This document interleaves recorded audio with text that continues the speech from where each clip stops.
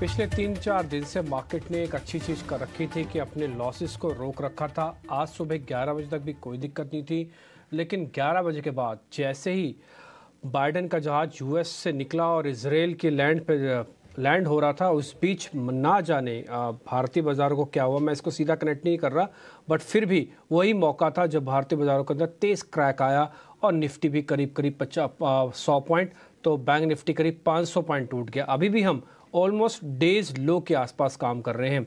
एक तस्वीर मैं आपको दिखा देता हूँ। जो बाइडेन वहाँ पे पहुँच चुके हैं, उन्होंने हालांकि मृतकों पे शोक भी जताया। जो कल गाज़ा पे एक अस्पताल पे बमबारी हुई, हालांकि दोनों पक्षों ने अब तक जिम्मेवारी नहीं ली है। दोनों पक्ष एक दूसरे के ऊपर ये बात कह रहे हैं, आरोप लगा रहे हैं, लेकिन फिर भी ये शायद घटनाक्रम से पहले उम्मीद ये हो रही थी कि शायद जो बाइडेन आएंगे तो सभी पक्षों से बातचीत करेंगे। इजराइल से तो पहुंच गए हैं, बातचीत कर रहे हैं, लेकिन फिलिस्तीन ने, इजिप्ट ने और देशों ने बातचीत करने से मना कर दिया। इसका मतलब अगर ये कहीं उल्टा ना हो जाए, कहीं ऐसा ना हो कि और दिक्कत बढ़ जाए बाइडेन के वहाँ पे आने पे। ये विश्व की सबसे बड़ी अर्थव्यवस्था के सबसे बड़े लीडर हैं, इसलिए इनका कहीं भी पहुँचना, कोई भी बात करना, ये बड़ी बात हो जाती है। ईरान और यूएस, इन दोनों का रोल बहुत इंपॉर्टेंट रहेगा अगले 10 दिनों में, खासकर क्रूड को लेकर। हमने इसी तरह से ये तस्वीरों के साथ 5 ऐसी बातें और भी निकाली हैं जो कि मार्केट को थोड़ा कमज़ोर कर रही हैं। एक एक करके आपके उस स्क्रीन पर लेके आएंगे। पहला यही बात है जिससे हम किसको कनेक्ट करना चाहते हैं, वह गाज़ा के अस्पताल पर जो बमबारी हुई है, इससे थोड़ा तनाव बढ़ गया है। ये युद्ध को एक्सकेलेट कर सकता है, बढ़ा सकता है, बजाय इसको थामने के। दूसरी इंपॉर्टेंट बात है कि ब्रेंट भारत के लिए ट्रेड कोई बहुत इंपॉर्टेंट नहीं है, ना ही वो इजराइल से बहुत ज़्यादा उसका कारोबार है, ना ही फिलिस्तीन से, और अरब कंट्री में भी देखा जाए तो कि बहुत बड़ा स्टेक नहीं है भारतीय बड़ी कंपनीज का। लेकिन फिर भी क्रूड बहुत इंपॉर्टेंट है, क्योंकि हम सेकंड बिगेस्ट इंपोर्टर हैं आफ्टर चाइना जो क्रूड को इंपोर्ट करते हैं। तो $92 के आसपास पहुंचे हैं। तीसरी बात, जो अमेरिका में रिटेल के जो आंकड़े आए हैं उसको लेकर भी थोड़ी चिंताएं बढ़ गई हैं, दरों को लेकर, कि इसके बाद दरों को लेकर आगे क्या फैसले लिए जाते हैं। साथ ही साथ अमेरिका में बॉन्ड यील्ड में जो उछाल देखने को मिल रहा है, ये कूल ऑफ नहीं हो रहा है। 104, 105 का ब्रेकआउट है, 106 के ऊपर बरकरार अभी भी है। जब तक ये कूल ऑफ नहीं होगा तो एक चिंता से हटेंगे, दूसरी चिंता बढ़ जाएगी। ये इसका नेचर है, क्योंकि वो एक हेज कमोडिटी या हेज के तरह काम करता है। गोल्ड और डॉलर दोनों ही करते हैं। और लास्ट में आज बैंकिंग का रोल बहुत इंपॉर्टेंट था। हमने आपको ये बात बताई भी थी कि बैंकिंग आज अगर मजबूत हो गया तो निफ्टी मजबूत होगा, अगर ये कमज़ोर हो गया तो निफ्टी को भी ड्रैग करेगा। आज आप देख रहे हैं परसेंटेज में और लेवल्स में और नंबर्स में बैंक निफ्टी ज़्यादा तेज़ी से टूटा है, और ये आज का विलन साबित हो रहा है। तो कुल मिला के 5 पॉइंट्स हमने तस्वीरों से इस कार्यक्रम की शुरुआत कर रहे हैं। मेहमान हमारे साथ जुड़ रहे हैं, प्रियंका उन मेहमानों से कनेक्ट कर लेंगी और फिर हम आगे बढ़ेंगे और ज़रा समझेंगे कि अभी क्या करना चाहिए। बिल्कुल, ये तो आपने अच्छे से सारे पॉइंट्स रख दिए कि बाजार की इस वक्त बड़ी चिंताएं क्या हैं। अब इन चिंताओं के बीच में ट्रेड करना कैसे है, क्या यहाँ से और फर्दर शॉर्ट के ट्रेड इनिशिएट करने चाहिए, बाजार पर इस वक्त एक फंडामेंटल नजरिया क्या होना चाहिए, उसके लिए अभिषेक बासु मलिक से बात करेंगे। और टेक्निकल नजरिया देने के लिए सुमित मूलचंदानी और कुणाल परार हमारे साथ होंगे और सुदीप शाह भी हमारे साथ होंगे। बहुत बहुत स्वागत आप सभी का, आप चारों का ही। पहले एक बाजार पर टेक्निकल नजरिया लेना इस वक्त जरूरी है, क्योंकि मेजर पॉइंट्स तो हमने भी कवर किए कि क्या चिंताएं हैं। इकोनॉमी बहुत अच्छी स्टेट में है, अर्निंग्स अच्छी क्वालिटी अर्निंग्स आ रही है, लेकिन इस वक्त जो आप दबाव देख रहे हैं, बाजार जो 100-125 पॉइंट्स ऊपर से करेक्ट हुआ आज दिन के दौरान ही, क्या ये फर्दर और डाउनसाइड को ओपन कर रहा है? कुणाल से समझते हैं एक बार टेक्निकल लेवल्स पहले, फिर सभी गेस्ट से एक एक करके उनकी रिकमेंडेशन भी समझेंगे। कुणाल, कहाँ तक की रेंज खुलती नीचे दिख रही है? क्या ये एक्सपायरी का मूव दिख रहा है? कल एक्सपायरी होगी और हम चले भी थे काफ़ी। क्या एक बार की ये से प्रॉफिट बुकिंग देखी जाए, या फिर आपको लग रहा है कि नहीं, यहाँ तो बाजार पर दबाव दिख रहा है और नीचे की डाउन साइड की रेंज खुल रही है और आप शॉर्ट ट्रेड लेंगे, क्या करेंगे आप? प्रियंका जी, जिस हिसाब से अभी बैंक निफ्टी ट्रेड कर रहा है, मेरा जो व्यू है थोड़ा सा कॉन्ट्राडिक्ट है। मुझे लग रहा है कि बाउंस बैक यहाँ से हमें देखने को मिल सकता है। नाउ बाउंस बैक मैं इसलिए एक्सपेक्ट कर रहा हूँ क्योंकि लगातार पहले भी बैंक निफ्टी ने नीचे में 13,900 का लेवल का सपोर्ट लिया था और वहां से हमें बाउंस बैक दिखाया था। मुझे लग रहा है कि सेम यहाँ पे एक्सपेक्टेशन हमें देखने को मिल सकता है। नो डाउट एक न्यूज स्पेसिफिक मोमेंटम आज देखने को मिले 11 बजे के बाद, जैसा डिम्पी जी ने बताया। लेकिन अगर ये न्यूज को अगर हम साइडवेज करते तो हमारे मार्केट में गिरावट का ऐसा कोई पर्टिकुलर रीजन नहीं है। सो जो व्यू है बैंक निफ्टी को लेके, जिस हिसाब से अभी ट्रेड कर रहा है, वो मेरा यहाँ से बाउंस बैक का ही बन रहा है। 44,080 के अराउंड बैंक निफ्टी ट्रेड कर रहा है। व्यू है कि यहाँ से 44,850 सेफर साइड, यहाँ से हम बैंक निफ्टी खरीदारी करके चलेंगे। 44,073 पे बाय करेंगे, 43,850 का हम यहाँ पे एसएल मेंटेन करके चलेंगे। टारगेट की बात कर लेते हैं। टारगेट 44,250 का पहला रहेगा, और जैसे ही ये क्रॉस होता है 44,500 तक के भी लेवल हमें बैंक निफ्टी में देखने को मिल सकते हैं। तो व्यू बैंक निफ्टी में कभी बाउंस बैक का ही है, जो स्ट्रॉन्ग सपोर्ट हमें देखने को मिल रहा है अकॉर्डिंगली। एंड निफ्टी की बात करें तो निफ्टी में भी 50 डेमे का काफी अच्छा सपोर्ट फिलहाल देखने को मिल रहा है, और वो जो सपोर्ट आ रहा है 19,650 का है। सो निफ्टी में भी एक बाउंस बैक का एक्सपेक्टेशन रख सकते हैं। अभी चल रहा है 19,710 के लेवल के अराउंड। हम 19,650 नहीं, 19,630 का एक एसएल मेंटेन करके चलते हैं। टारगेट की बात कर लेते हैं। जो टारगेट अभी हमें फिलहाल देखने को मिल सकता है वो है 19,800 का पहला टारगेट है। एंड जैसे ही वो ब्रेक होता है ऊपर में 19,870 के भी टारगेट देखने को मिल सकते हैं। तो दोनों इंडेक्स में यहाँ से बाउंस बैक के लिए प्ले करना चाहिए। बहुत स्ट्रांगली आपने हाई कन्विक्शन के साथ ट्रेड बताया। हम यही चाहते हैं कि व्यूवर्स को भी क्लैरिटी के साथ ट्रेड मिल पाए यहाँ पर। तो 650 का 19,650 का बड़ा सपोर्ट देखते हैं। मेजरली आपको ये एक न्यूज बेस्ड प्रॉफिट बुकिंग दिख रही है और एक्सपायरी से पहले की भी मूव है। अब ट्रेड्स कौन से लेने चाहिए? अगर यहाँ से पुल बैक या बाउंस बैक दिखता है तो कौन से स्टॉक्स पार्टिसिपेट कर सकते हैं? या फिर सुमित मूलचंदानी और हमारे साथ सुदीप शाह हैं, उनका व्यू थोड़ा सा डिफरेंट है, समझ लेते हैं। सुमित, आपके ट्रेड्स क्या होंगे? क्या आप भी पुल बैक के ट्रेड्स यहाँ से ढूंढेंगे या फिर आप थोड़े हेड्स ट्रेड ले रहे हैं? हाय, गुड आफ्टरनून टू ऑल। तो बिल्कुल मैं यहाँ पे हेज थोड़ा प्रेफर करूंगा। तो मेरे दो कॉल्स हैं, एक बाय और एक सेल का है। देखिए, जो पहला बाय कॉल रहेगा वो रहेगा HDFC लाइफ में।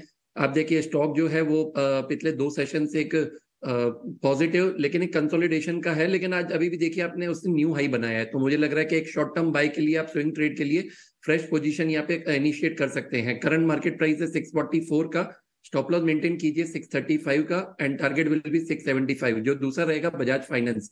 आज देखिए ओपनिंग ट्रेड में ही स्टॉक सुबह से कमजोरी दिखा रहा है और अभी भी डेज लो की तरफ ही जा रहा है। तो 7950 एक इंपॉर्टेंट लेवल था जो ब्रेक किया एक स्विंग सपोर्ट की तरफ से। तो मुझे लग रहा है कि ये डाउनफॉल और नीचे जा सकता है 7730 तक का, और आप यहाँ पे स्टॉप लॉस मेंटेन कीजिए 7980। ठीक है, बजाज फाइनेंस अनुमान के मुताबिक ही नतीजे आए थे। थोड़ी बहुत प्रॉफिटेबिलिटी को लेकर हल्के से कंसर्न से, बहुत ज़्यादा नहीं है, लेकिन फिर भी शेयर में हम कमजोरी देख रहे हैं क्योंकि ये शेयर में चला भी हुआ था। ये भी ध्यान रखिएगा। 7,730 का टारगेट इसके लिए, 7,980 का स्टॉप लॉस, और दूसरा शेयर खरीदारी वाला HDFC लाइफ, इसके लिए टारगेट 675 रुपये का। ठीक है, ये सुमित की तरफ से 2 शेयर हो गए। सुदीप, आपके रडार पर कौन से शेयर हैं? क्या आप भी ये इस तरह से पेयर ट्रेड लेकर आए हैं, एक बाय वाला एक सेल वाला, या फिर दोनों कमजोरी वाले? नहीं, मुझे नमस्कार। मुझे एज सच देखिए कमजोरी नहीं लग रही, बिकॉज मुझे लग रहा है कि मार्केट एक रेंज में ही ट्रेड कर रहा है। तो यहाँ पे एक स्टॉक पिकर्स मार्केट है। निफ्टी 19,600 से लेकर 19,850 के बीच में ही ट्रेड कर रहा है। तो मुझे लग रहा है यहाँ पे जो आउट परफॉर्मिंग स्टॉक्स है, जो सेक्टर से आउट परफॉर्म कर रहे हैं या निफ्टी से आउट परफॉर्म कर रहे हैं, हमें वो स्टॉक्स को चूज करने चाहिए। बिकॉज रेंज से वापस अगर एक बार निफ्टी पलटेगा तो ये जो आउट परफॉर्मिंग स्टॉक्स है वही अगली रैली लीड करेंगे। तो मेरे दोनों पिक्स है बाई साइड पे ही है। पहला है टाटा मोटर।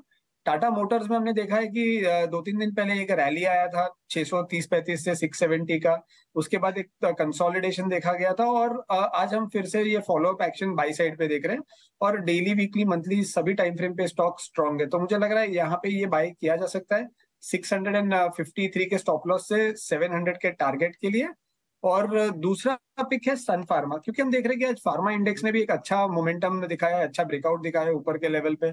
और सन फार्मा में कंसोलिडेशन के बाद निचले लेवल से हमें एक बाइंग मोमेंटम दिख रहा है। वीकली चार्ट्स पे भी लोअर टॉप हायर बॉटम बन रहा है, और स्टॉक ऑलमोस्ट अपने 1140-45 का जो पिछले 3-4 दिन का जो रेजिस्टेंस है उसके ऊपर अब सस्टेन कर रहा है। तो मुझे लग रहा है यहाँ से सन फार्मा में बाई किया जा सकता है 1135 के स्टॉप लॉस से 1185-1190 के टारगेट के लिए।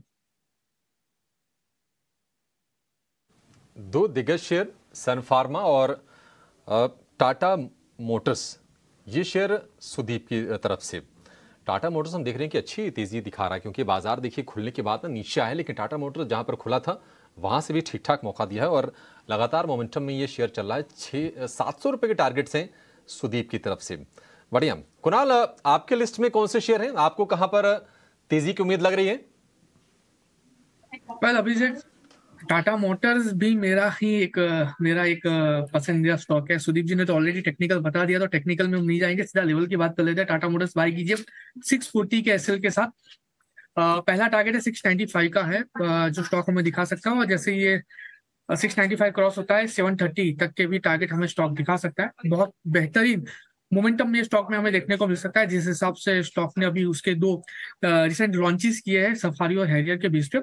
नाउ दूसरा जो स्टॉक है, सुदीप जी ने सन फार्मा कहा है, तो उनके ही अलाइन में मैं चलूंगा। मैं डॉक्टर रेड्डी यहाँ पे सजेस्ट करूंगा। 5670 के अराउंड स्टॉक भी ट्रेड कर रहा है। एक अच्छा खासा मोमेंटम हमें यहाँ पे देखने को मिल सकता है। अगर अर्ली चार्ट की बात करें तो अर्ली चार्ट पे स्टॉक ने रेंज बाउंड मोमेंटम का ब्रेकआउट भी दिया हुआ है, वॉल्यूम भी काफी अच्छा है। बाय करिए 5530 के एसएल के साथ। टारगेट की बात कर लेते हैं तो 5775 का पहला टारगेट है जो स्टॉक हमें दिखा सकता है। एंड जैसे ही ये 5575 ब्रेक होता है, ऊपर में 5950 तक के भी टारगेट हमें स्टॉक दिखा सकता है। ओके, ठीक है डॉक्टर रेड्डी साहब, ये तो देखिए बात बिल्कुल सच है कि मार्केट के अंदर जब भी इस तरह का फॉल आता है डिफेंसिव ऊपर आ जाते हैं। आज जब हम ओपनिंग भी पढ़ रहे थे ना तो ज़्यादातर डिफेंसिव ऊपर थे। अगर आज वैसे भी देखेंगे ना तो मार्केट के अंदर उन्होंने पार्टिसिपेट नहीं किया, और ये तो टिपिकली ब्रेकआउट शेयर है। इसने 5100-5200 का बहुत स्ट्रॉन्ग ब्रेकआउट किया हुआ है और अभी 5600 पड़ा हुआ है, और आगे जाके हो सकता है ये 6000 की तरफ भी बढ़े, जो कि कुणाल के रिकमेंडेशन पे है। तो मोटा मोटी सारे ट्रेड आपने समझ लिए होंगे। एक काम करते हैं, वो बाइडन वाली बाइट या तस्वीरें और ये जो मैटर चल रहा है इजराइल वाला पर वापस से लेके आइए। अभिषेक सर से थोड़ा आइडिया लेते हैं कि ये बाज़ार को कितना नर्वस कर सकता है। अभिषेक सर, पहले तो बहुत बहुत शुक्रिया, थैंक यू वेरी मच समय देने के लिए। मैं एक हिस्सा तो आपके सामने रख ही रहा हूँ तस्वीरों में, ग्राफिक्स में, कि इजराइल वाला जो मुद्दा है वो भारत को डायरेक्टली नहीं बल्कि इनडायरेक्टली इम्पैक्ट कर सकता है। सर, आपकी रीडिंग क्या है इस पर, और ये किस तरफ जा रहा है, अगर आप कुछ इसके बारे में बता पाएँ तो।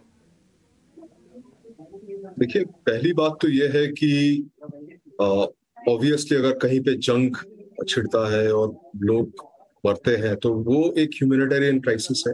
उसको अगर हम साइड में रखते हैं, सिर्फ बाजार की बात करते हैं, तो डायरेक्टली जैसे आपने कहा इंडिया का उतना कुछ इम्पैक्ट इसमें नहीं है, और इनफैक्ट ग्लोबल इकोनॉमी में भी शायद उतना इम्पैक्ट नहीं है। इसीलिए हम देख रहे थे कि लास्ट एक हफ्ते से ग्लोबली मार्केट में कोई असर नहीं पड़ा है, क्योंकि इजराइल या पैलेस्टाइन जहां पे ये प्रॉब्लम है वहां पे ऑयल प्रोडक्शन उतना नहीं होता है। डर सबका यही है कि ये जो कॉन्फ्लिक्ट है ये बढ़ ना जाए, आसपास के जो पड़ोसी देश है वो इनमें शामिल ना हो जाए।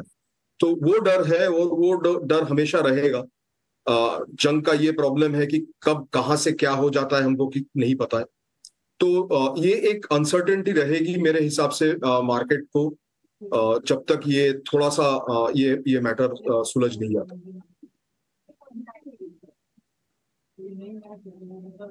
भी कह रहे हैं कि अनसर्टेनिटी बरकरार रखेगा ये मैटर।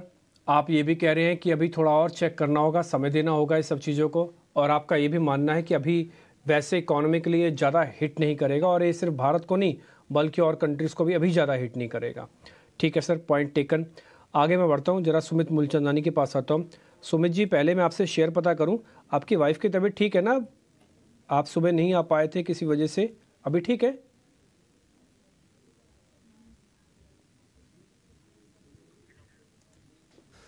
सर ठीक है, एक बार जरा बताइए, आपके आवाज़ नहीं सुनाई दी हमें। सर ऑल वेल, बिल्कुल एक ओवरनाइट थोड़ा फीवर टाइप था, तो अभी इसके लिए ऑफिस ज्वाइन कर लिया सर, तभी आपके साथ भी जुड़ गए। चलिए सर, बहुत बहुत बढ़िया सर, अच्छी बात है, और हमारी तरफ से भी वेल विशेस कि वो जल्दी जल्दी ठीक हो जाएं। अच्छा सर, एक और चीज़ है, आपने कुछ फार्मास्यूटिकल में देखा है आज कोई ट्रेड के लिए या कोई वैसे स्विंग ट्रेड के लिए सुमित जी?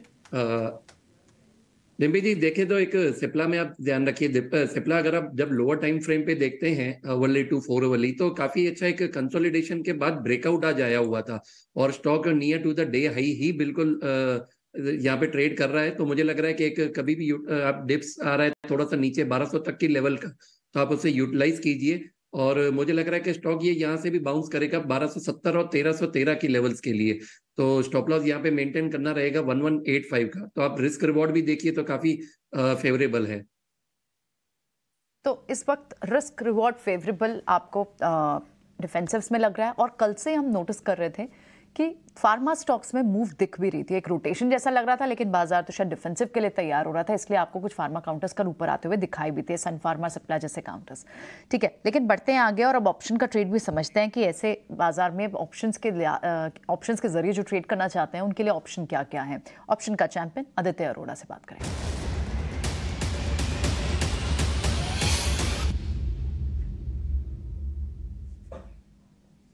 बताएं आदित्य, क्या स्ट्रैटेजी ले रहे हैं इस वक्त? Good noon Priyanka ji. देखिए बहुत कम स्टॉक्स है इस बाजार में जिनमें अच्छी स्ट्रेंथ बनी हुई है और वॉल्यूम पार्टिसिपेशन देखने को मिल रहा है, इंस्टीट्यूशनल सपोर्ट देखने को मिल रहा है। But Tata Motors completely stand out करता है, एकदम आउट परफॉर्मिंग स्टॉक है और पैटर्न बहुत ही बेहतरीन बन रहे हैं।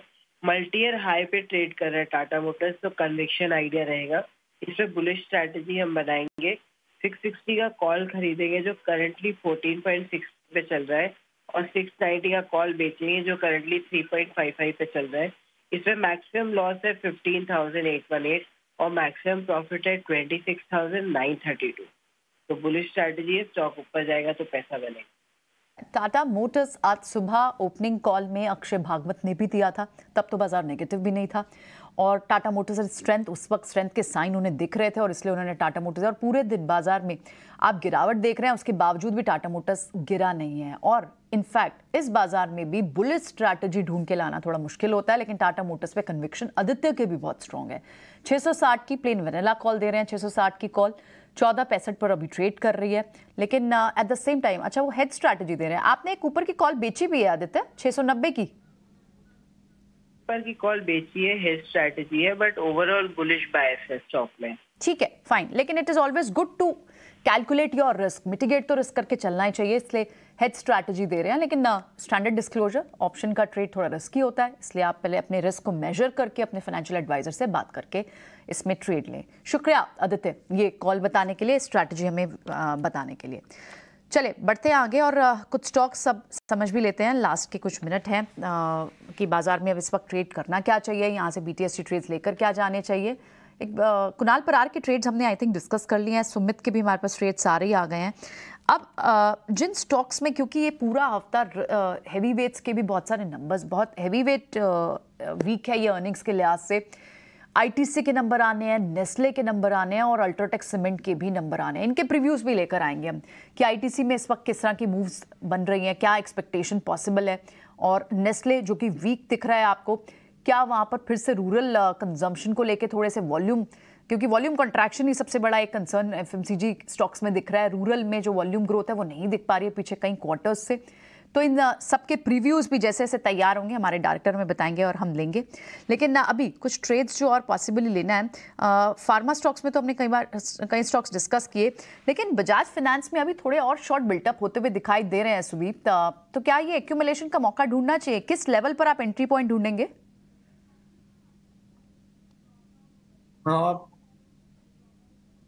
प्रियंका जी, मुझे जो हिसाब से बजाज फाइनेंस का जो चार्ट हम कि पिछले 6 दिन का जो कंसोलिडेशन स्टॉक में देखा था, तकरीबन 6-7 ट्रेडिंग सेशन का, तो वहां पे एक स्विंग लो था 7950 का।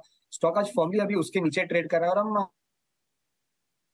आज के दिन में लगातार यहाँ पे गिरावट देख रहे हैं, सेलिंग प्रेशर देख रहे हैं, lower top lower bottom formation भी हो रहा है। और बहुत इंपॉर्टेंट लेवल अब है जो है 7860 का, जहाँ पे स्टॉक का 20 दिन का एक्सपोनेंशियल मूविंग एवरेज है। और ये लास्ट स्टॉक में 24 अगस्त को क्रॉस किया था 7200 के आसपास, और पहली बार अब ये लेवल को तोड़ने की कोशिश कर रहा है। तो मुझे लग रहा है 7850 बहुत क्रूशियल सपोर्ट है। 7850 यदि टूट गया तो हमें लॉन्ग पोजीशंस होल्ड नहीं करनी चाहिए, क्योंकि उसके बाद 7600 7650 के लेवल्स भी रीटेस्ट हो सकते हैं। तो मैं आज तो कोई भी कैरी फॉरवर्ड पोजीशन लेके नहीं जाना चाहूंगा। मैं एक दिन के लिए राह देखना चाहूंगा कि ये 7850 को गार्ड करता है, और यदि गार्ड करता है और 7930 7950 के लेवल को एक बार फिर से क्रॉस करता है, तब जाके यहाँ पे मुझे एक लॉन्ग पोजीशन लेने में कन्विक्शन आएगा।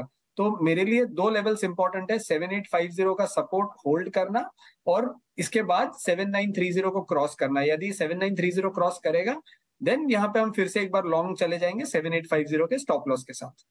अग्रीड, यही समझना चाहते हैं हम कि एंट्री पॉइंट बन कब रहा है। तो आपने कंडीशनल बाय बताया, लेवल्स भी बताया, और नीचे की तरफ अगर स्लिप करता है तो किन लेवल्स पे जाके आप बाय करेंगे वो भी बताया। ठीक है, बढ़ते हैं आगे। अल्ट्राटेक सीमेंट के भी नंबर्स आने, आपको याद होगा डालमिया भारत के अच्छे नंबर्स आए थे, मूव आई थी, पूरे सीमेंट स्पेस में मूव आई थी। अब सीमेंट काउंटर्स थोड़े से चल भी चुके हैं, लेकिन ये लार्ज कैप है, बिगेस्ट प्लेयर है, one of the biggest player है सीमेंट स्पेस में, तो इसके नंबर्स किस तरह के रह सकते हैं? रब ऑफ दूसरे काउंटर्स के लिए भी रह सकता है। आशीषा बताएंगे हमें। आशीषा बताएं, सीमेंट काउंटर के नंबर कैसे रह सकते, अल्ट्राटेक के सीमेंट नंबर्स रह कैसे सकते हैं? जी हाँ, ईयर ऑन ईयर बेसिस पर कंपेयर करें तो अल्ट्राटेक सीमेंट के नतीजे काफ़ी अच्छे दिख सकते हैं इस क्वार्टर में। सेम टाइम लास्ट ईयर नतीजे काफ़ी कमज़ोर थे और उसी के चलते ईयर ऑन ईयर बेसिस पर अच्छा खासा जंप देखने को मिल सकता है। वॉल्यूम्स की बात करें तो कंपनी ने ऑलरेडी 16% का वॉल्यूम ग्रोथ रिपोर्ट किया है ईयर ऑन ईयर बेसिस पर, जो इंडस्ट्री एवरेज जो 15% के आसपास थी वो उससे काफ़ी बेहतर है। नतीजों की बात करें तो कंसोलिडेटेड रेवेन्यूज़ 15,800 करोड़ पे आ सकते हैं, जो 14% का ग्रोथ होगा ईयर ऑन ईयर बेसिस पर। मार्जिन्स मीनवाइल करीब 15.8% पे आ सकते हैं। 240 बेसिस पॉइंट्स का अपटेक एक्सपेक्टेड है ईयर ऑन ईयर बेसिस पर। सीक्वेंशली रियलाइजेशंस फ्लैट रह सकते हैं, लेकिन एबिटा पर टन में करीब 7% की कमजोरी देखने को मिल सकती है क्वार्टर ऑन क्वार्टर बेसिस पर। फ्यूल और पावर कॉस्ट तो घटे थे सीक्वेंशली, लेकिन उसके बावजूद नेगेटिव ऑपरेटिंग लेवरेज के चलते एबिटा पर टन में कमजोरी देखने को मिल सकती है।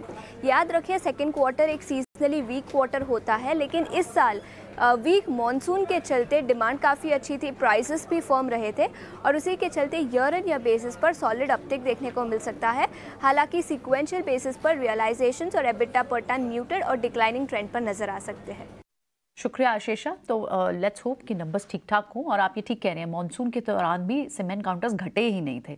तो क्या मेजर ऑफ द प्ले हो चुका है इन स्टॉक्स में? वो तो अब कल ही पता चलेगा जब नंबर्स आएंगे। शुक्रिया ये प्रीव्यू बताने के लिए। एक छोटे से ब्रेक के लिए रुकते हैं, जल्द वापस हाजिर होंगे।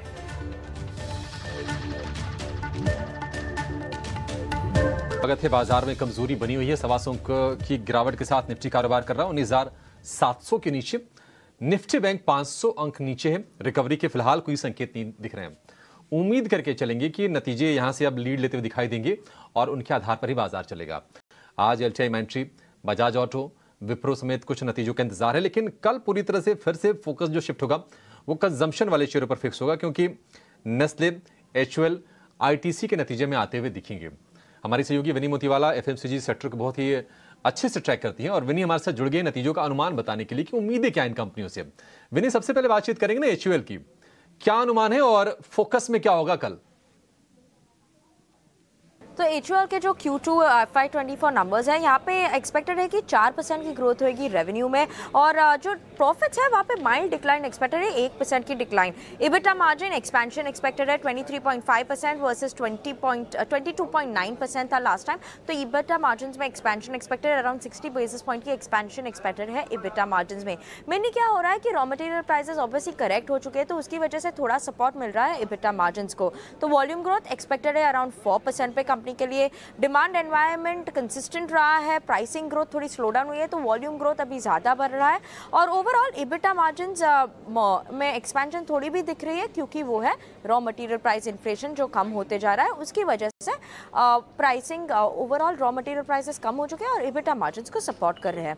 तो सेगमेंट्स की बात करें तो होम केयर सेगमेंट और ब्यूटी पर्सनल केयर सेगमेंट में वहाँ पे थोड़ी इंप्रूवमेंट एक्सपेक्टेड है, पर जो HFD सेगमेंट है, जो उनका है हेल्दी फूड ड्रिंक सेगमेंट, वहाँ पे मे भी थोड़ी प्रेशर अभी भी बनी रह सकती है। उसकी कमेंट्री भी बहुत इंपॉर्टेंट है, क्योंकि लास्ट फ्यू क्वार्टर्स में यहाँ पे प्रेशर बना ही रहा है। तो आगे जाते हुए क्या कमेंट्री आ रही है यहाँ पे ये सेगमेंट के लिए, ये इंपॉर्टेंट फैक्टर है वॉच आउट करने के लिए। ऑल्सो रीजनल कंपटीशन कैसे है, स्मॉलर प्लेयर्स की कंपटीशन कैसे है, ये इंपॉर्टेंट है देखने के लिए HUL में। और डिमांड ट्रेंड्स कैसे आ रही है रूरल और अर्बन एरिया में, ये इंपॉर्टेंट फैक्टर्स है to watch out for. Growth किस तरह से निकल के आती है, वॉल्यूम ग्रोथ क्या रहती है, इस पर नजर रहेगी। लेकिन एक और फैक्टर कि रूरल और शहरी ग्रोथ वो कैसी रहती है, बहुत ही क्रूशियल होगा ये भी देखना, क्योंकि कंपनी की तरफ से जो पिछले क्वार्टर्स में कमेंट्री आई है वो यही आई है कि ग्रामीण जो मांग है वो थोड़े थोड़े सुधार के संकेत दे रहा है। हालांकि मार्जिन वाला एक फैक्टर बना हुआ है। 2550 का भाव है एचयूएल का। विनी आप हमारे साथ बने रहिए, आपके फिर से लौटेंगे, आईटीसी का अनुमान भी जानेंगे। लेकिन सुमित जी, एचयूएल क्या सलाह आप देंगे, क्योंकि हमने 2700-2800 के भाव देखे, वहां से ये शेयर स्लिप करके 2500-2550 के रेंज में है। क्या आप इस पर अपनी राय देंगे? अभिषेक जी, यहाँ पे फिलहाल आप देखेंगे तो एक बहुत बड़ा एक रेजिस्टेंस जोन है जो है करीबन 2580 से लेके 2600 का, तो ये क्रॉस नहीं हो पा रहा है। आप देखेंगे तो जुलाई के लास्ट वीक में, उसके बाद अगस्त के लास्ट वीक में, और करंटली भी आप देखेंगे 2 दिन पहले भी सेम जोन से ही बार बार स्टॉक को रिजेक्शन मिल रहा है। तो मैं यहाँ पे फ्रेश एंट्री की सलाह बिल्कुल नहीं दूंगा। वेट कीजिए 2600 का लेवल क्रॉस होने के लिए, और सबसे मेन है क्लोजिंग। और आप देखेंगे तो आज जो स्टॉक है वो रिजेक्शन किया है अपना 50 डे मूविंग एवरेज के 200 डे मूविंग एवरेज से भी। तो फिलहाल थोड़ा सा वीकनेस है, वेट कीजिए न्यू अपॉर्चुनिटी के लिए। और जिनके पास ऑलरेडी होल्डिंग है, यहाँ पे एक ट्रेलिंग स्टॉप लॉस की तरफ 2530 के लेवल को यूज कर सकते हैं। ठीक है, एचयूएल पर ये व्यू। लेकिन आईटीसी, जब से होटल कारोबार के डीमर्जर का ऐलान हुआ, खबर जब ये आई, उसके बाद से ये शेयर 450 रुपए की रेंज के पास फंसा हुआ है। क्या नतीजे कुछ ट्रिगर दे पाएंगे? क्या कमेंट्री कुछ ऐसी सॉलिड आ सकती है कंपनी की तरफ से? विनी बताइए, आईटीसी सिगरेट कारोबार के वॉल्यूम को लेकर तो नजर रहती है, और क्या ट्रिगर हो सकते हैं आईटीसी के नतीजों से? तो आईटीसी के Q2 नंबर्स में ये टाइम जो एक्सपेक्टेड है कि 5% की अराउंड रेवेन्यू ग्रोथ होगी, प्रॉफिट में अराउंड 10% की ग्रोथ एक्सपेक्टेड है, और मार्जिन में एक्सपेंशन एक्सपेक्टेड है 37.2% वर्सेस 36.4% की मार्जिन एक्सपेंशन एक्सपेक्टेड है। तो अराउंड 80 बेसिस पॉइंट की मार्जिन एक्सपेंशन है। सिगरेट वॉल्यूम ग्रोथ जो इंपॉर्टेंट नंबर होता है वो इनफर्ड नंबर आ रहा है, एक्सपेक्टेड है कि अराउंड 5% पे आसपास आएगी, और स्टेडी ग्रोथ एक्सपेक्टेड है सिगरेट बिजनेस में, एफएमसीजी बिजनेस में, और ये ऑफसेट कर देगी अगर कुछ डिक्लाइन दिखा एग्री बिजनेस में, जैसे लास्ट टाइम भी थोड़ा डिक्लाइन दिखी थी एग्री बिजनेस में, तो ये ऑफसेट कर लेगा एग्री बिजनेस के डिक्लाइन को। ये एक्सपेक्टेशंस है। ओवरऑल एफएमसीजी बिजनेस जो आईटीसी का है वहाँ पे है कि डबल डिजिट ग्रोथ ये टाइम भी कंटिन्यू रहेगी, स्पेशली फूड कैटेगरी में, एचपीसी कैटेगरी में जो है होम के पर्सनल केयर कैटेगरी, वहाँ पे भी अच्छी ग्रोथ बनी रहेगी, और मार्जिन यहाँ पे भी इंप्रूव होने की एक्सपेक्टेशन है, क्योंकि रॉ मटेरियल प्राइस सॉफ्टन हो चुके हैं, गिर चुके हैं, तो उसकी वजह से मार्जिन पे सपोर्ट होगा। नाउ इंपॉर्टेंट फैक्टर्स क्या है? इंपॉर्टेंट तो है सिगरेट वॉल्यूम ग्रोथ कहाँ पे आता है, इनफर्ड नंबर क्या है, डिमांड ट्रेंड्स की क्या बात कर रहे हैं आईटीसी में, होटल्स रेवेन्यू की क्या ग्रोथ है, प्रोसेस और प्रोग्रेस कितना हो रहा है। जो असेस डी मर्जर की बात हो रही थी, तो वो डी मर्जर का प्रोसेस अभी कहाँ तक पहुंचा हुआ है, और आउटलुक क्या है कंपनी का अपने दूसरे बिजनेसेस में, जैसे एग्री बिजनेस, पेपर बिजनेस, वहाँ पे क्या आउटलुक है, ये इंपॉर्टेंट फैक्टर्स है वॉच आउट करने के लिए। ठीक है, कमेंट्री देखनी होगी। सिगरेट वॉल्यूम की क्या ग्रोथ रहती है, क्योंकि आय का बड़ा हिस्सा सिगरेट से आता है, इसलिए उस पर नजर रहेगी। और निश्चित तौर पर डिमांड का आउटलुक काफ़ी क्रूशियल होगा कि किस तरह से डिमांड निकल के आ रही है आगे के लिए, वो भी हम मैनेजमेंट से सुनना चाहेंगे कि मैनेजमेंट कमेंट्री क्या आती है इस पर। आप ज़रा एक व्यू दीजिए कुणाल। आईटीसी ट्रेडर्स भी परेशान हैं, निवेशक भी परेशान हैं।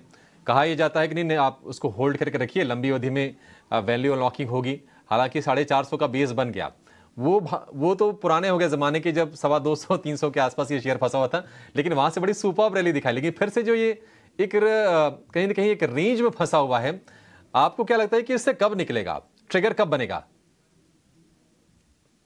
अभिषेक जी, मुझे लगता है कि बहुत ही जल्द निकलेगा ये स्टॉक अपनी रेंज में से। एक अच्छी बात यह है कि स्टॉक पिछले एक हफ्ते से, यानी कि 4-5 दिनों से 50 MA के ऊपर जो मोमेंटम है उसने स्टार्ट की है। एंड अगर मैं देखने जाऊँ तो रेक्टेंगल फॉर्मेशन में फिलहाल काउंटर ट्रेड कर रहा है।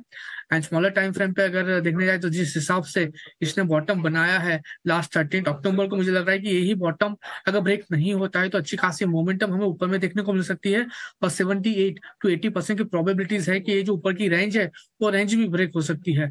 तो ये जो इंटरमीडिएट सपोर्ट बनाया है इसको हम नॉर्मली शॉर्ट फॉल बोलते हैं, एंड ये एक ऊपर के लेवल का ब्रेकआउट का नॉर्मल इंडिकेशन देता है, जो प्रोबेबिलिटीज हमने बताई है उसके हिसाब से। फिलहाल 452 के अराउंड स्टॉक ट्रेड कर रहा है। मैं कहूंगा कि यहीं पे हम इसको बाय करके चलेंगे 452 के अराउंड ही। लोअर लेवल पे जो एसएल मेंटेन करेंगे, लेट्स से कि 433 का रिसेंटली उसने एक बॉटम बनाया था, तो सेफर साइड में इसी को एक अच्छा खासा एसएल मानूंगा, सपोर्ट मानूंगा। 432 का हम यहाँ पे एसएल मेंटेन करके चलेंगे। 4.5% का यहाँ पे एसएल आ रहा है। टारगेट की बात कर लेते हैं तो टारगेट में 467 का एक पहला टारगेट है जो स्टॉक हमें दिखा सकता है, जो इसका रिसेंट का टॉप भी है। 467 जैसे ही क्रॉस होता है टारगेट हमें ऊपर में 495 तक के भी लेवल दिखा सकते हैं। यानी कि आप यहाँ से कह सकते हो कि 9% तक के भी रिटर्न हमें ये स्टॉक दिखाने के लिए रेडी हो रहा है। तो बाय करके चलने की सलाह है 432 के एसएल के साथ। 30 रुपए का स्टॉप लॉस आईटीसी के शेयर के लिए कुणाल जी की तरफ से। आखिर में विनी बस एक सवाल का जवाब और दीजिए, नेस्ले, क्योंकि कल पूरा एफएमसीजी वाला फ्लेवर बाजार में होगा, नतीजे आएंगे, नेस्ले को लेकर क्या उम्मीदें हैं और क्या इसमें भी कमेंट्री काफी क्रूशियल रहने वाली है मैनेजमेंट की ओर से? तो नेस्ले के ये टाइम के Q3 कैलेंडर 23 के जो नंबर्स है वहाँ पे रेवेन्यू ग्रोथ अच्छी नंबर्स एक्सपेक्टेड है। यहाँ time strong revenue growth expected है, 12% की से ज़्यादा की रेवेन्यू ग्रोथ एक्सपेक्टेड है, 19.6% की प्रॉफिट ग्रोथ एक्सपेक्टेड है और मार्जिन्स में अराउंड 120 बेसिस पॉइंट की एक्सपेंशन भी एक्सपेक्टेड है। तो स्ट्रॉन्ग रेवेन्यू ग्रोथ के सपोर्ट जो कर रही है वो है 6% की वॉल्यूम ग्रोथ ये time around, margin expansion, positive operating leverage है, थोड़ी प्राइजेस में करेक्शन हुई है रॉ मटेरियल प्राइसेस में, तो उसकी वजह से मार्जिन में भी सपोर्ट मिल रहा है और कॉन्ट्रीब्यूशन जो आउट ऑफ होम कंजम्पशन में है वो एक्सपेक्ट करें कि वो इंप्रूव होगी, वहाँ पे डिमांड ट्रेंड्स अच्छी एक्सपेक्टेड है, तो यस कमेंट्री वहाँ पे इंपॉर्टेंट होगी। कॉफ़ी और मिल्क प्राइसेस ये थोड़े हायर लेवल पे है, तो वहाँ पे ये रॉ मटेरियल थोड़े हाई है, तो जिसकी वजह से इम्पैक्ट हो सकता है मार्जिन्स जो बेवरेज साइड पे है, तो वहाँ पे कमेंट्री थोड़ी वॉच आउट करने के लिए होगी। ओवरऑल जैसे मैंने बताया रूरल स्ट्रैटेजी क्या है, एक्सपेंशन स्ट्रैटेजी क्या है कंपनी की, ये इंपॉर्टेंट फैक्टर्स है to watch out for. Demand trends क्या है पैकेज फूड सेगमेंट में, और कमेंट्री मिल्क और न्यूट्रिशन बिजनेस पे इंपॉर्टेंट है और रॉ मटेरियल प्राइसिंग की कमेंट्री यहाँ पे इंपॉर्टेंट है, तो ये इंपॉर्टेंट फैक्टर्स है वॉच आउट करने के लिए नेस्ले से। शुक्रिया विनी। नेस्ले 23-24 हज़ार रुपये का स्टॉक, अगर लोगों को याद होगा कि मैगी को लेकर जब विवाद गहराया था ये शेयर 5-6 हज़ार रुपये के आसपास का हो गया था। मतलब कुछ सालों में आप देखिए क्या कमाल की ग्रोथ है और प्रोडक्ट पाइपलाइन इनकी इतनी कमाल की है, गजब की ग्रोथ है। अगर आप नूडल्स बोलते हैं तो मैगी याद आती है, ये होता है ब्रांड का कमाल और उसको नेस्ले एंजॉय करती है।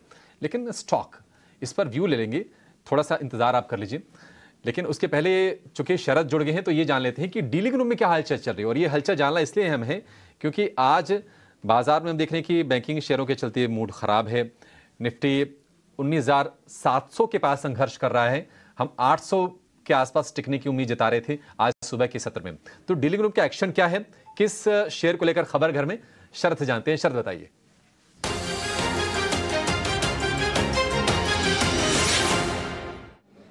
जी बिल्कुल, जो हमारी बातचीत चल रही है डीलर से, तो यहाँ पे पता चल रहा है कि आरती ड्रग्स जो है फोकस में रहने वाला है।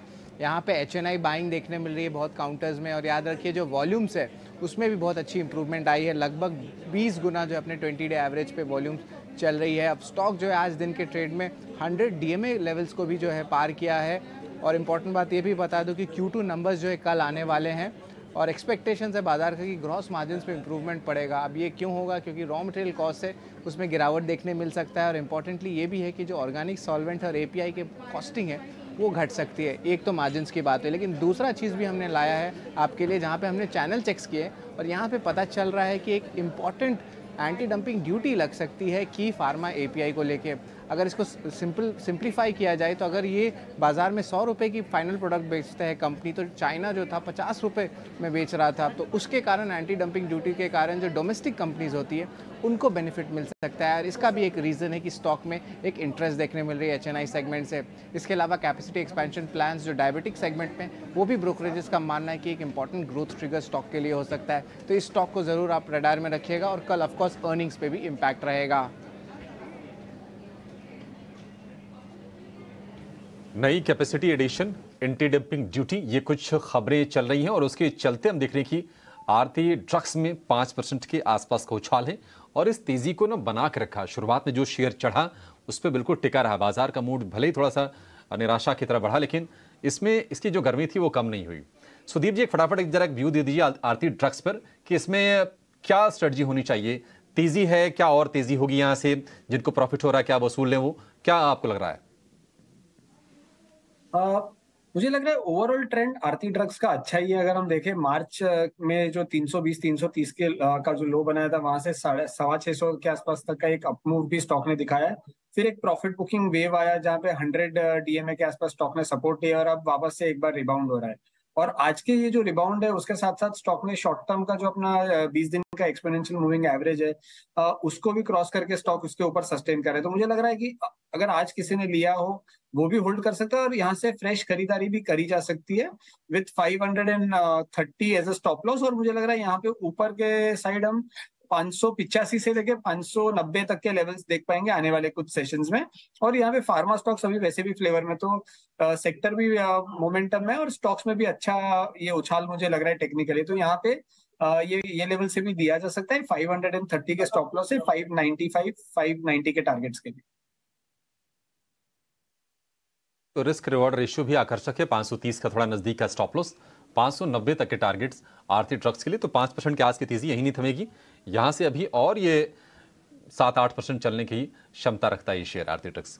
चलिए छोटा सा ब्रेक लेंगे और ब्रेक के बाद जब लौटेंगे तो आपके लिए कल के सत्र के लिए BTST या फिर STBT कॉल भी जानेंगे और कई सारे ऐसे मिड कैप शेयरों पर चर्चा करेंगे जो आज के सत्र में धूम मचा रहे हैं। आप बने हमारे साथ।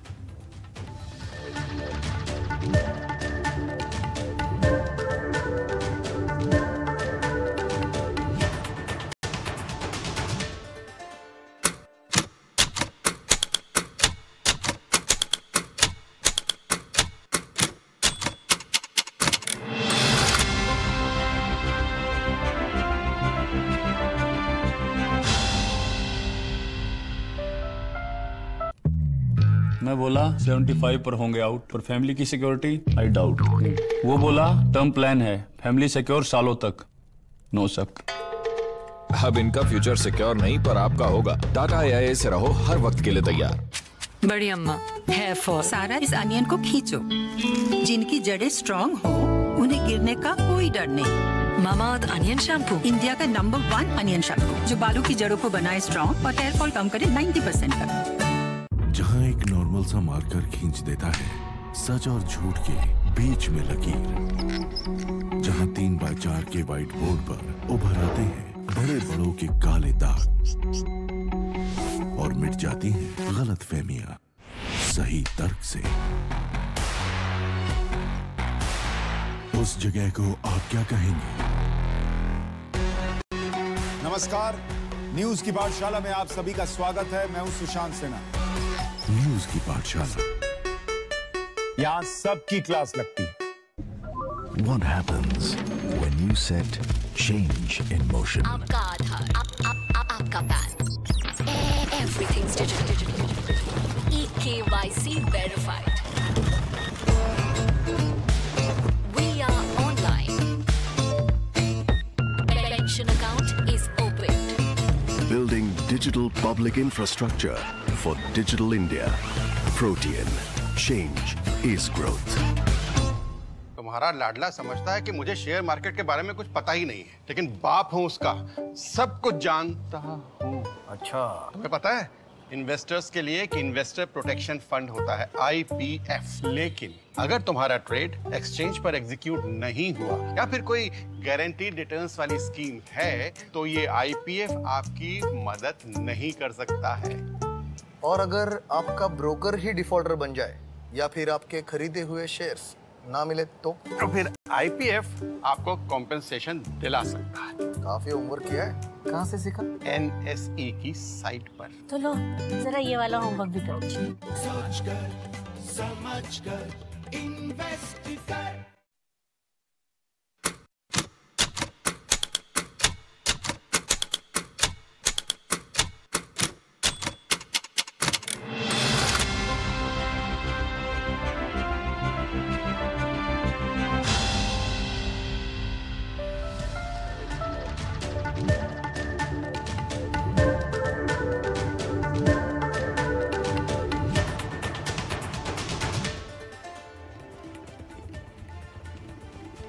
ब्रेक के बाद एक बार फिर आपका स्वागत है। और ऑटो स्टॉक्स में हम जिस तरह की तेजी देख रहे हैं, Tata Motors at least relative strength देख रहे हैं इस गिरते हुए बाजार में, उसमें टाटा मोटर्स, मारुति तो है ही, अब आयशर मोटर्स में भी आप देखें तो पिछले कुछ मिनटों में वहां पर भी आपको बाइंग देखने मिली। इस वक्त क्या एक सेफ स्पेस की तरह एक दिख रहा है ऑटो सेक्टर, और क्या आयशर मोटर में जिस तरह की थोड़ी शॉर्ट कवरिंग दिख रही है, क्या मूव्स सस्टेन कर सकती हैं? सुदीप, आयशर मोटर्स पर कोई बेट लेंगे आप? प्रियंका जी, अगर हम आयशर मोटर्स का अगर चार्ट देखें तो ये स्टेडीली एक कंसोलिडेशन के बाहर निकलने की कोशिश कर रहा है। पिछले 3-4 महीने से तकरीबन ये 3300 और 3450 के रेंज के बीच में ही फंसा हुआ था, और पिछले 2-3 दिन से हम देख रहे हैं कि ये कोशिश कर रहा है कि ये रेंज के बाहर निकले। तो मुझे लग रहा है यहाँ पे मोमेंटम अच्छा है, ऑटो स्टॉक्स में भी सारा मोमेंटम अच्छा है। मारुति, हीरो मोटो, आयशर, टाटा मोटर्स, ये सारे स्टॉक्स में एक अच्छा मोमेंटम बना हुआ है। तो मुझे लग रहा है यहाँ पे एक बेट लेके BTST के हिसाब से या फिर 2-3 दिन के पोजिशनल पर्सपेक्टिव से भी हम बाई कर सकते हैं। ओवरऑल ये स्टॉक के लिए आप स्टॉप लॉस होगा 3420 का, जहां पे इसका 20 दिन का एक्सपोनेंशियल मूविंग एवरेज भी और काफी मल्टीपल मूविंग एवरेजेस ये जोन के आसपास है। तो मुझे लग रहा है 3420 के स्टॉप लॉस के साथ 3600, 3630 के टारगेट के लिए हम आयशर मोटर्स अगले 1 से 2 दिन के लिए बाय कर सकते हैं। इस पर आप, क्योंकि गिरावट में ऐसा नहीं है कि सारे स्टॉक्स ही गिरेंगे, आपको मौका भी ढूंढना चाहिए कहाँ आप एक्यूमुलेशन करें, और ज्यादा गिरा नहीं है आयशर मोटर आज, लेकिन आप यहाँ से टारगेट लगभग 100-150 रुपये ऊपर का देख सकते हैं, और इसमें इन लेवल्स पर एंट्री करने की सलाह, बाय रिकमेंडेशन हमें सुदीप दे रहे हैं, हम स्टैम्प भी लगा सकते हैं, ठीक है। लेकिन अभिषेक बासु मलिक भी हमारे साथ बाजार पर फंडामेंटल नजरिया देने के लिए। अभिषेक, क्योंकि इस तरह की खबरें हैं कि सरकार, जितने भी सरकारी स्पेस हैं, और इसीलिए PSU स्पेस चल भी रहे हैं, डिफेंस हो, रेलवे हो, फर्टिलाइजर हो, वहाँ पर OFS ला सकते हैं, और कई सारे स्टॉक्स हैं जो इस रनअप में अच्छा चल भी रहे हैं। आपकी नज़र होगी इस स्पेस में, और आपका क्या व्यू बन रहा है? कौन से स्टॉक्स आपको, क्योंकि स्ट्रेच्ड वैल्यूएशन है फॉर श्योर, लेकिन अब भी जहाँ पर आपको लगता हो कि तेज़ी अभी भी बनी रहेगी, या जिन पॉकेट्स में भी आपको वैल्यूएशन इतनी बड़ी हुई नहीं दिखती है?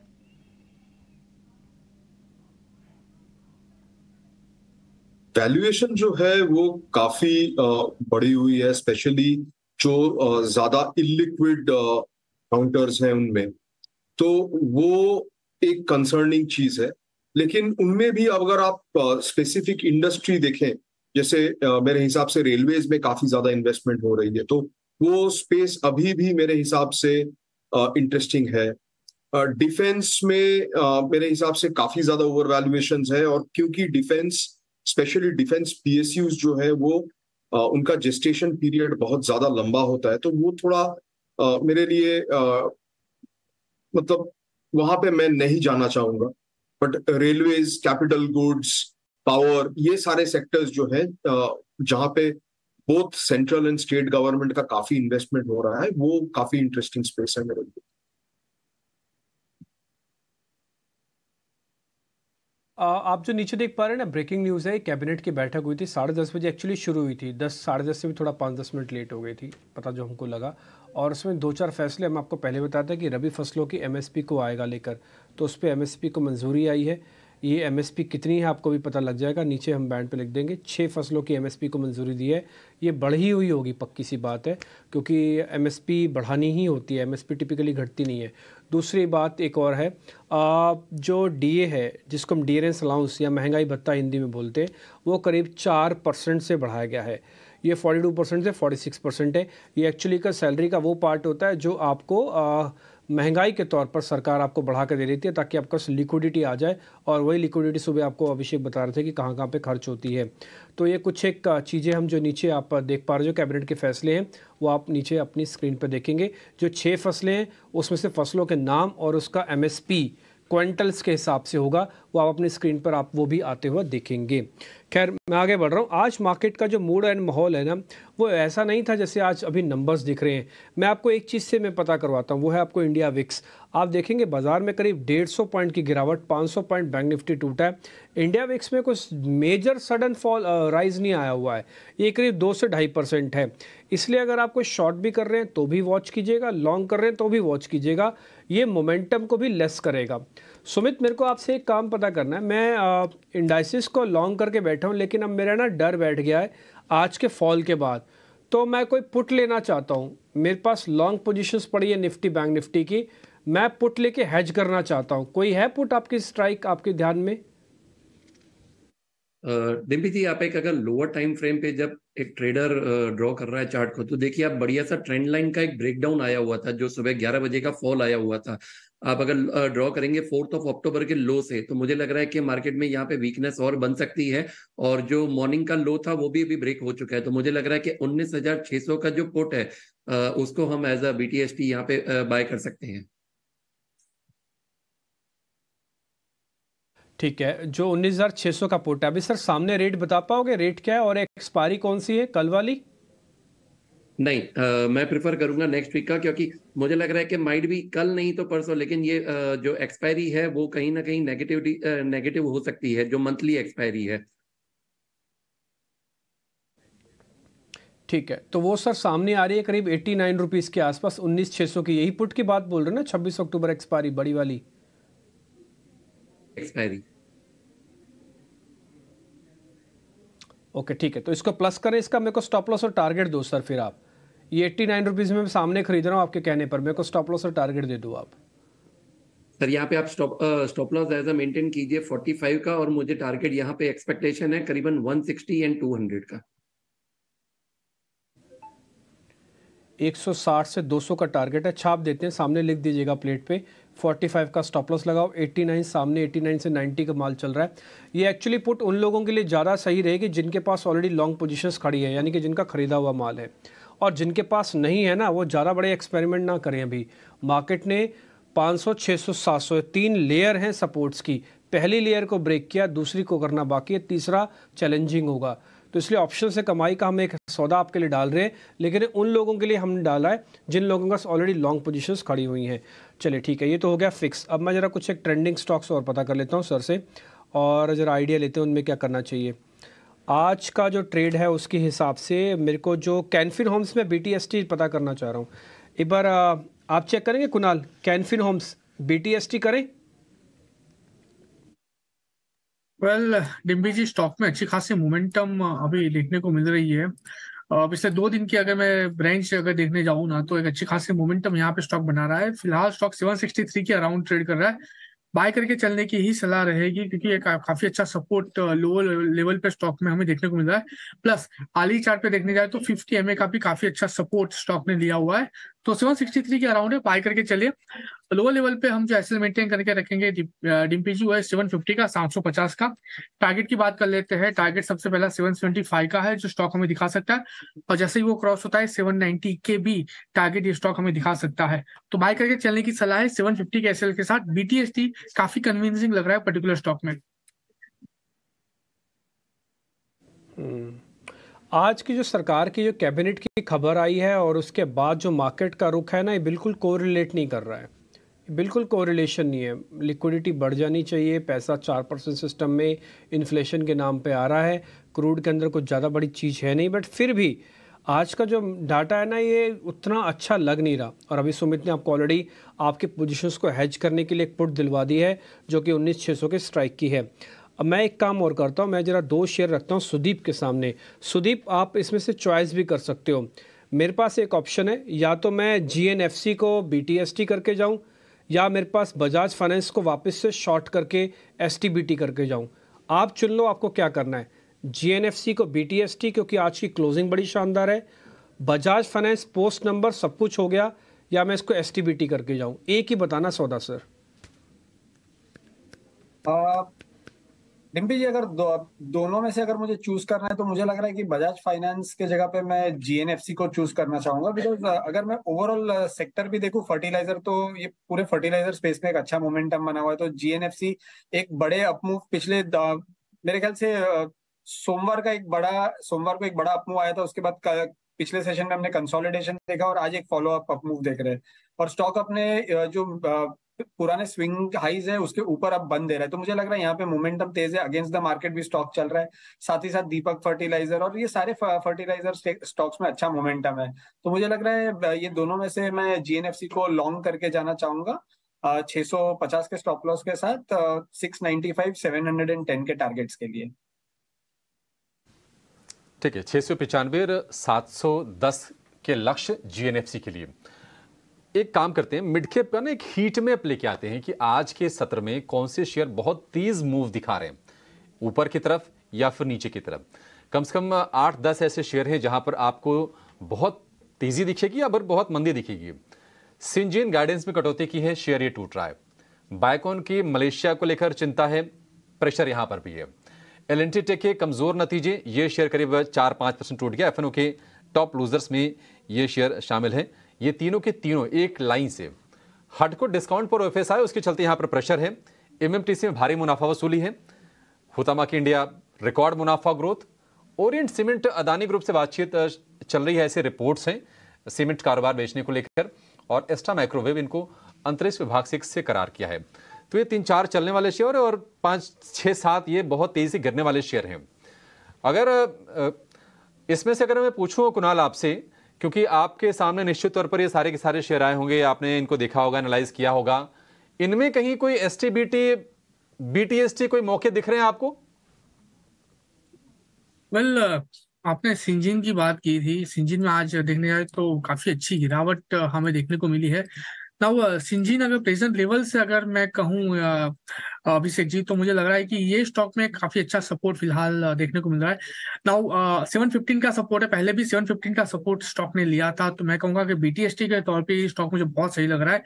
जो लो बना है उस लो का ही हम यहाँ पे एसएल मेंटेन करके चलेंगे। 714 का लो है, हम सिर्फ 710 का यहाँ पे एक एसएल लगाएंगे। 728 के अराउंड स्टॉक ट्रेड कर रहा है। एक अच्छे खासे बाउंस बैक हमें सिंजीन में देखने को मिल सकता है। पहला टारगेट 742 का है, 742 का है।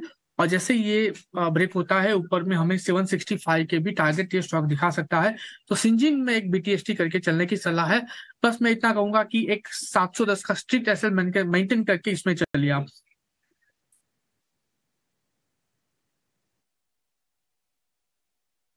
सिंजीन में बाजार में जब सेंटिमेंट वीक हो ना, तो स्टॉप लॉसेस का आप बहुत बारीकी से ध्यान रखिए और जो आपको एक्सपर्ट्स हमारे सलाह दें उनका पालन आप अक्षरशः कीजिए। ये सलाह आपको हम दे रहे हैं। लेकिन बाजार में जो गिरावट है और थोड़ी सी गहरा गई है। अब करीब 150 अंक नीचे है निफ्टी। 150, 19,665 का स्तर आपको अपनी स्क्रीन पर दिखेगा। सेंसेक्स की बात करें तो 550 अंक ये शेयर ये इंडेक्स टूटा है। और निफ्टी बैंक में गिरावट 500 अंकों के आसपास की है। प्रतिशत के लिहाज से निफ्टी के मुकाबले निफ्टी बैंक में गिरावट आज ज़्यादा है। और जो बड़े जो बैंक्स हैं, एचडीएफसी, आईसीआईसीआई बैंक, जो कि वेटेज के लिहाज से बहुत अहम रखते हैं, वहाँ पर कमजोरी बढ़ रही है। रिलायंस अगर ऊपर नहीं आएगा, एचडीएफसी बैंक अगर ऊपर नहीं आएगा, आईसीआईसीआई बैंक अगर ऊपर नहीं आएगा, तो बाजार इंडेक्स के लेवल पर कम से कम बाजार को अब चढ़ने की उम्मीद तो छोड़ दीजिए। और आज तीनों के तीनों शेयरों से आज हमें कमजोरी साफ साफ दिख रही है। रिलायंस पर एक जरा आप व्यू दीजिए सुमित जी। फिर से 2300 रुपए के आसपास 1.5% टूटकर आज शुरुआत देखिए ठीक ठाक हुई थी, लगा के 2350 वाला स्तर क्रॉस करके आगे बढ़ेगा, लेकिन कहानी फिर से वही। क्या सलाह होगी आपकी 2300 के आसपास?